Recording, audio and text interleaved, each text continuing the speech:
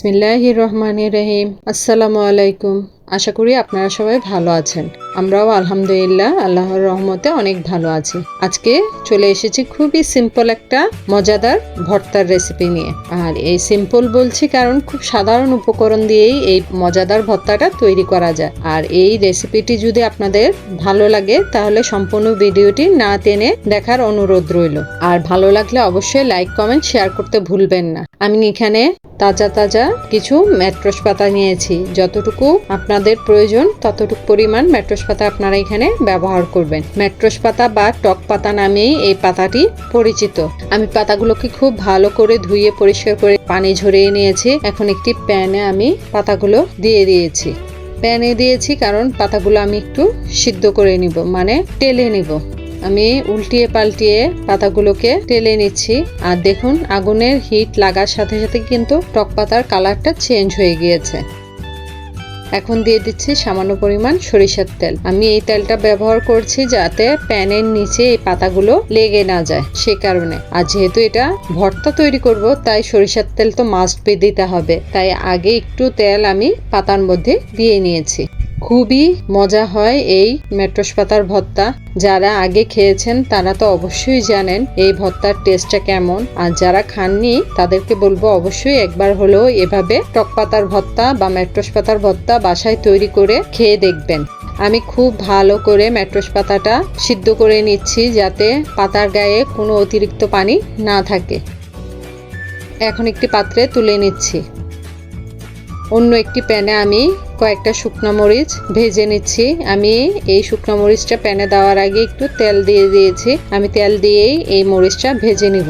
এখানে ঝালটা আপনারা আপনাদের স্বাদ অনুযায়ী কমিয়ে বা বাড়িয়ে ব্যবহার করবেন। আর যেহেতু এটা টক পাতা বা মেট্রোস পাতা তাই এই ভর্তার মধ্যে ঝাল এবং লবণটা একটু বেশি পরিমাণেই লাগে। তাই আমি মরিচগুলো খুব ভালো করে চেপে চেপে ভেজে নিচ্ছি যাতে মরিচের দানাগুলো ভাজা হয়ে যায়। একটু সময় নিয়ে লো হিটে এই মরিচগুলো আপনারা ভেজে নেবেন। আর যারা শুকনো মরিচ খেতে পারেন না বা সমস্যা আছে তারা এই ভর্তাটা কাঁচামরিচ দিয়েও তৈরি করতে পারেন। কাঁচামরিচও এভাবে তেলের মধ্যে ভেজে নিতে হবে।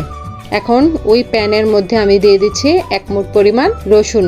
আমি এখানে ছোট রসুনগুলো ব্যবহার করেছি, দেশি রসুন, তাই এগুলো কুচি করে নেইনি। যদি আপনারা বড় চায়না রসুন ব্যবহার করেন তাহলে কুচি করে নেবেন। আমি রসুনটা আগে ভেজে একটু সফট করে নিচ্ছি।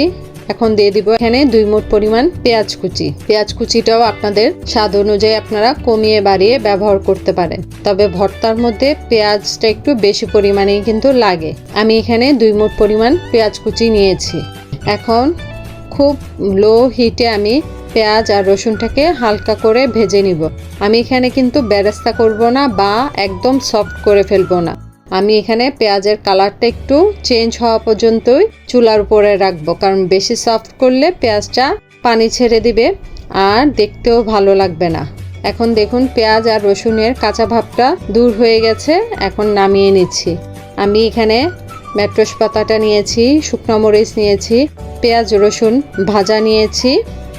দেখুন পেঁয়াজটা কিন্তু একদম গলে যায়নি। আর সাথে নিয়েছি রুই মাছের পেটির একটা টুকরা। আমি এই টুকরাটাও ভেজে নিয়েছি আর ভেজেছি হলুদ আর লবণ দিয়ে। এখন ভাজা মাছটাকে আমি বেছে নিব। ভিডিওটা লং হয়ে যাবে দেখে আমি মাছ ভাজাটা আপনাদের সাথে শেয়ার করিনি। মাছ ভাজতে তো আমরা সবাই কম বেশি পারি। আর যেহেতু পেটের মাছ নিয়েছি তাই এখানে কাটার পরিমাণটা কম। আপনারা চাইলে পিঠের বাল্লাজের টুকরোও নিতে পারেন। এখন একটি ব্লেন্ডার জারে আমি মরিচগুলো ভেঙে দিয়ে দিচ্ছি। বাটাবাটির ঝামেলা ছাড়া খুব সহজেই আমরা এই ভর্তাটা তৈরি করে নিব। এখন মরিচগুলো একটু লবণ দিয়ে গুঁড়ো করে নিচ্ছি। আপনারা চাইলে এটা হাত দিয়েও কিন্তু করে নিতে পারেন। আমার মরিচটা গুঁড়ো হয়ে গেছে। এখন এর মাঝে আমি দিয়ে দিব মেট্রোস পাতাগুলো। এখন দিয়ে দিচ্ছি মাছগুলো। বেছে রাখা মাছগুলো দিয়ে দিলাম।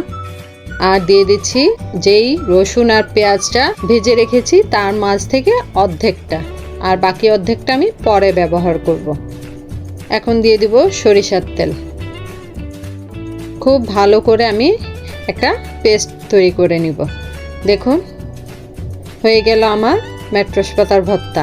এখন যেহেতু আমি পেঁয়াজ অর্ধেকটা ব্লেন্ডারে ব্যবহার করেছি, বাকিটা হাত দিয়ে মেখে ভর্তার সাথে মিশিয়ে নিচ্ছি। এতে করে এই ভর্তাটা খেতেও অসাধারণ লাগবে। এখন আপনাদেরকে পরিবেশন করে দেখাচ্ছি। মাশাআল্লাহ, অনেক মজা আর লোভনীয় হয়েছে এই মেট্রো পাতা আর মাছ দিয়ে ভর্তাটা। আপনারা চাইলে মাছ ছাড়াও এই ভর্তাটা তৈরি করতে পারেন, আর সেটার রেসিপিও কিন্তু আমার চ্যানেলে দেওয়া আছে, চাইলে সেই ভিডিওটাও আপনারা দেখে আসতে পারেন। আজকে এই পর্যন্তই, দেখা হবে নেক্সট কোনো রেসিপিতে। সে পর্যন্ত সবাই ভালো থাকবেন, সুস্থ থাকবেন। আল্লাহ হাফেজ।